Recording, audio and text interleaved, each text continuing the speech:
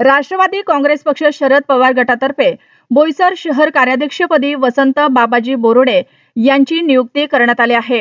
जिल्हाध्यक्ष माननीय आमदार प्रदेश उपाध्यक्ष सुनील चंद्रकांत भुसारा व बोईसर शहर अध्यक्ष तेजस जितू बजरंग पवार यांच्या स्वाक्षरीने जाहीर झालेल्या या नियुक्ती पत्रात वसंत बोरुडे यांच्या कार्यशैली आणि सातत्यपूर्ण पक्षनिष्ठेचे व खासदार निलेश लंके प्रतिष्ठानचे बोईसर पालघर विभाग अध्यक्ष तसेच एकनिष्ठ कार्यकर्ते यांची दखल घेण्यात आली आहे।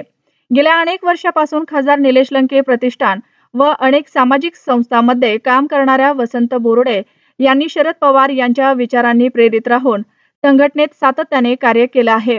बोईसर शहरात त्यांची ओळख शांत पण प्रभावी कामकाजासाठी असून प्रतिष्ठान बळकटीसाठी त्यांनी केलेल्या योगदानाचे कौतुक सर्वत्र व्यक्त केले जात आहे। या नियुक्तीनंतर वसंत बोरुडे यांनी पक्षाच्या विश्वासाला पात्र ठरवून बोईसर शहरात राष्ट्रवादी काँग्रेस पक्षाची ताकद वाढवण्याचा निर्धार व्यक्त केला आहे।